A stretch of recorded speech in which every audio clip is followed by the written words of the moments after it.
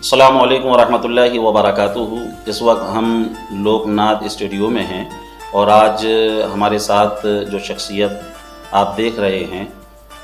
یہ حضرت علامہ مولانا حافظ قاری مفتی شمشاد صاحب قبلہ ازہری ہیں۔ ان کا تعلق الہ آباد سے ہے اور دنیا اسلام کی سب سے بڑی یونیورسٹی جامعہ الازہر سے آپ نے اپنی تعلیم مکمل کی اور اس کے بعد آپ کینیڈا تشریف لے گئے، وہاں دین کی خدمات انجام دے رہے ہیں۔ آج ہمارے لیے بڑی خوش نصیبی کی بات ہے کہ آج ہمارے شہر گوالیر حضرت تشریف لائے۔ ابھی جمعے کی نماز موتی مسجد میں حضرت نے پڑھائی اور جمعہ سے پہلے خطاب کیا اور اس کے بعد حضرت نے اپنے ہاتھوں سے جنازہ گاڑی کا افتتاح بھی کیا، جو کہ ہمارے شہر گوالیر کے لیے ایک نئی پہل ہے۔ یہاں جنازہ لے جانے کے لیے اگر قبرستان دور ہوتا تو وہاں بڑی دقت کا سامنا کرنا پڑتا لوگوں کو، تو ایک جنازہ گاڑی کا افتتاح کیا۔ وہ جنازہ گاڑی موتی مسجد سے ہی چلے گی اور آج حضرت ہمارے ساتھ میں ہیں۔ انشاءاللہ تعالی ہم کچھ باتیں حضرت سے معلومات کریں گے۔ پہلے تو آپ جو ہے آپ کا استقبال ہے، آپ ہمارے شہر تشریف لائے، آپ نے ہماری دعوت قبول کی اور پہلے میں نے تو آپ کے بارے میں جتنا جانتا ہوں تھوڑا سا بتا دیا، آپ بھی کچھ اپنا تعارف پیش فرما دیں ہمارے ناظرین کے لیے۔ بسم اللہ الرحمن الرحیم، الحمدللہ رب العالمین والصلاة والسلام علی سید الانبیاء واشرف المرسلین، قال تعالی واما بنعمت ربک فحدث، صدق اللہ العظیم۔ سب سے پہلے تو میں حضرت مفتی صاحب قبلہ مفتی ظفر نوری صاحب قبلہ اور ہمارے تمام ناظرین سامعین کا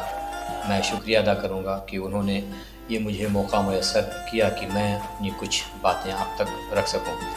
میرا تعلق الہ آباد سے ہے، جو آج کل پریاگ راج کے نام سے جانا جاتا ہے۔ میری ابتدائی تعلیم علاقائی اداروں میں ہی ہوئی ہے۔ میں نے دارالعلوم مسعودیہ، رضویہ اور دوسرے علاقوں میں تعلیم حاصل کی۔ سب سے پہلے میں نے حفظ کیا، قرآن کی تکمیل کی اور اس کے بعد پھر مختلف اداروں میں ہوتے ہوئے دارالعلوم علیمیہ جمدہ شاہی سے میں نے عالمیت کا کورس کیا، پھر جامعہ حضرت نظام الدین کچھ دن رہا اور پھر اللہ نے فضل فرمایا تو جامعۃ الازہر میں 4-5 سال وقت گزارنے کا موقع ملا، اور پھر اس کے بعد اللہ نے فضل فرمایا تو تعلیم کے بعد چند سالوں تک ہندوستان کے چند اداروں میں، خاص طور سے دارالعلوم امام احمد رضا رتناگیری میں بحیثیت شیخ الحدیث اور بحیثیت شیخ اللغہ العربیہ میں نے کچھ کام کیا، اور اس کے بعد پھر اللہ نے مزید ترقی دی تو ہندوستان سے باہر کینیڈا کے اندر 5-6 سال سے خدمت خلق اور خدمت دین انجام دے رہا ہوں، جس میں قرآن پڑھانا، نان مسلم جو ہیں وہ آتے ہیں، کبھی ان کے کچھ کویشچن ہوتے ہیں اسلام کے حوالے سے، مسلمانوں کے حوالے سے، تو ان سارے مسائل کو الحمدللہ حل کرنا یہ اپنی دینی ذمہ داری ہوتی ہے، تو اس کو میں انجام دیتا ہوں۔ یہ میرا مختصر کہہ لیجئے کہ تعارف ہے۔ جی، آپ نے جامعۃ الازہر میں 4 سال گزارے۔ جی 4 سال۔ آپ کا جو فیکلٹی تھی کلیہ دعویٰ؟ جی، دعویٰ اور کلیۃ الدعوہ الاسلامیہ و ثقافہ الاسلامیہ میرا خاص طور سے موضوع رہا ہے، اور الحمدللہ اس میں بہت کچھ اللہ نے آپ نے وہاں جو تعلیم حاصل کی وہاں بتایا گیا، دعوت و تبلیغ کے طریقے بتائے گئے، اس میں کوئی ایسا طریقہ بتائیں جو بڑا مؤثر ہو، جس کو ہندوستان کے علماء کو، یہاں کے دانشوروں کو اختیار کرنا چاہیے، جس سے صحیح طریقے سے ہم اسلام کی تبلیغ کر سکیں۔ ہم نے لاسٹ ایئر میں ایک ہمارا سبجیکٹ چلتا تھا علم النفس الدعوہ، جس میں یہ پڑھایا اور سکھایا جاتا ہے کہ ہم پہلے اپنے مدعو، یعنی جس کو ہم دعوت پیش کر رہے ہیں، ہمارے جو آڈینس ہیں، ان کو ہم کس طرح سے، کس انداز سے اپنے قریب لے آ سکیں۔ ظاہر ہے ہم جس کو اپنی بات منوانا چاہ رہے ہیں، اگر اس کے نفس کو، اس کی طبیعت کو ہم نہ سمجھ پائیں اور پھر دعوت و تبلیغ انجام دینا شروع کر دیں تو شاید اس کے پلے ہمارے بات نہ پڑے اور دعوت مؤثر نہ ہو۔ تو سب سے اہم ذریعہ یہ ہے کہ جو جمہور ہے، جو پبلک ہے، اس کا نظریہ سمجھ لیا جائے، اس کا انداز سمجھ لیا جائے، اس کا گریڈ آف ایجوکیشن سمجھ لیا جائے، وہ کس انداز کا ہے۔ اگر وہ انگلش بندہ ہے تو ظاہر ہے ہم اس سے اگر اردو میں بات کریں گے تو وہ نہیں سمجھے گا، تو یہ سمجھ لیا جائے کہ وہ کس گریڈ کا ہے، اس کی تعلیم کیا ہے۔ گاؤں کا بندہ ہے تو اس کو گاؤں والے انداز میں، یا اس کی طبیعت کیسی ہے، اس کی طبیعت کو معلوم کر لیا جائے۔ اب ظاہر ہے طبیعت جب معلوم ہو جائے گی اس کے بعد ہم کوئی بھی بات پیش کریں گے تو وہ اس بات کو قبول کرے گا۔ جیسا کہ نبی کریم صلی اللہ علیہ وسلم کی بارگاہ میں دیکھیں کبھی اعرابی آتے تھے، مسجد میں کسی نے پیشاب تک کر دیا، آپ کے سامنے وہ حدیث ہے،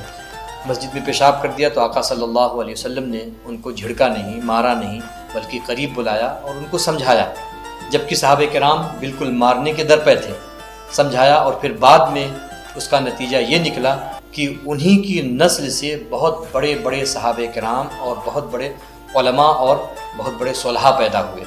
تو اس سے کہیں نہ کہیں ہمارے ہندوستان میں lack of knowledge of people ہے کہ لوگوں کو ہم سمجھتے نہیں ہیں اور ہر ایک کو ایک ہی ڈنڈے سے ہانکنا شروع کر دیتے ہیں۔ تو ظاہر ہے جب ہم ان کی نفسانیت کو سمجھ لیں گے، ان کی عقلیت اور ذہنیت کو سمجھ لیں گے، اس کے بعد جب بھی ہم کوئی بات کہیں گے تو وہ قبول کریں گے۔ تو سب سے اہم چیز یہ ہمیں سمجھنے کی ہے، اس کو ہم نے اگر سمجھ لیا اور اس کے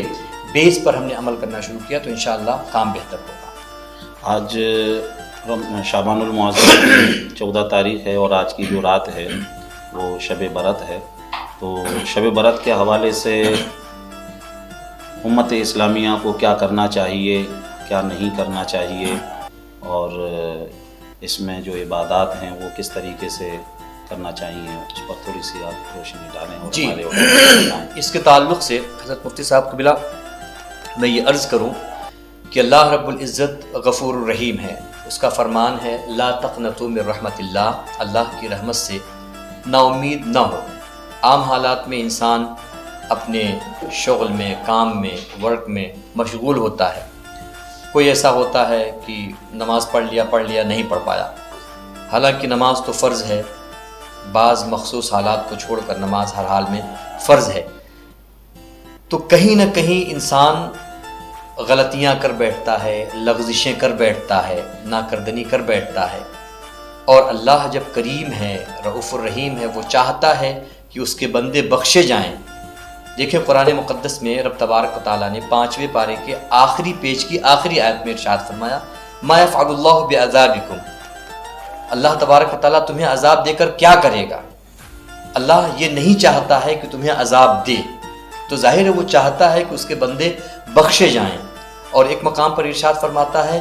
نبی عبادی انی انا الغفور الرحیم، اے محبوب آپ میرے بندوں سے یہ فرما دیں کہ میں مغفرت فرمانے والا ہوں، بخشنے والا ہوں۔ اب ظاہر ہے انسان دنیا کی مستیوں میں لگا ہوا ہے، پیسے، روپے، مال، جائیداد کے چکر میں کبھی ناکردنی کر بیٹھتا ہے اور پھر اللہ کی بارگاہ میں آتا نہیں ہے۔ اللہ چاہتا ہے کہ بندہ آئے، تو رب تبارک و تعالیٰ نے ایک گولڈن چانس دیا انسان کو کہ چلو ٹھیک ہے، عام حالات میں تم نہیں آئے لیکن آج میں تمہیں آواز دے رہا ہوں۔ حدیث پاک میں آتا ہے 15ویں شب کو مغرب جیسے ہی آتی ہے، مغرب کے وقت سے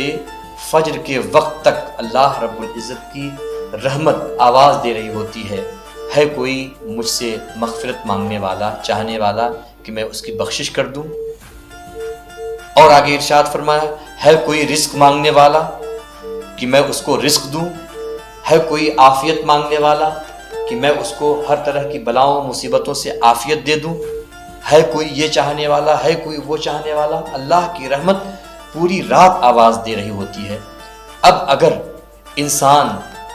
جس کا مزاج یہ ہے کہ آفر پہ بہت جلدی وہ آتا ہے، آپ سوچیں آپ کے گوالیر شہر میں بڑے بڑے مالز ہیں، عام حالات میں قیمتیں 2000 5000 ہوتی ہیں، لیکن اگر کسی ایک رات کے لیے پتہ چل جائے کہ جو 5000 میں چیزیں مل رہی تھی آج وہ 50 روپے میں مل رہی ہے، اور آفر ایسا ہے کہ صرف محدود وقت کے لیے ہے، 2 گھنٹے 5 گھنٹے کے لیے ہے، تو ہر کوئی سوچے گا کہ جلدی سے اس آفر کا فائدہ اٹھائیں۔ اللہ رب العزت نے عام بندوں کو یہ آفر دیا ہے، ایک اپرچونٹی دی ہے کہ if you are not doing all the way all year this good act or that good act، تو میں یہ عرض کر رہا تھا کہ آفر پہ انسان بہت تیزی سے بھاگتا ہے، تو اگر چیزیں 5,000 کی ہیں اور ایک وقت کے لیے آدھا گھنٹے کے لیے 1 گھنٹے کے لیے یا چند گھنٹوں کے لیے وہی چیز 50 روپے میں ہو جائے تو پھر انسان سوچتا ہے جلدی سے اس کو لے لو۔ اللہ رب العزت نے انسانوں کو، مسلمانوں کو ایک گریٹ آفر دیا، اپرچونٹی دی کہ تم نے سال بھر چلو نہیں مانگا مجھ سے، چلو مجھ سے توبہ نہیں کی، آج رات میں آ جاؤ توبہ کر لو۔ اگر تم شرک کرنے والے نہیں ہو، کسی سے کینہ رکھنے والے نہیں ہو، تو میں غفور الرحیم تمہارے گناہوں کو معاف کر دوں گا اور تمہیں جنت کا پروانہ عطا کر دوں گا۔ تو یہ رات بڑی عظمت والی رات ہے، اس وجہ سے اس رات کے تعلق سے آقا نے فرمایا اس رات میں جاگو اور اس کے بعد جو آنے والی صبح ہے اس صبح میں روزہ رکھو تاکہ تمہیں روزے کی برکتیں بھی حاصل ہو جائیں۔ میں لوک ناٹ ٹیم کا اور شاہ نواز بھائی کا بہت بہت شکریہ ادا کرنا چاہوں گا کہ انہوں نے ہمیں اپنی بات رکھنے کا، اس اسٹیج کا اپنی بات رکھنے کا ہمیں جو ہے موقع دیا۔ اللہ تعالیٰ جو ہے ان کو ان کے جو نیک مقاصد میں ان کو کامیابی عطا فرمائے، آمین۔ ہمارے ملک کو خوب ترقی عطا فرمائے۔ السلام علیکم۔ بہت بہت شکریہ۔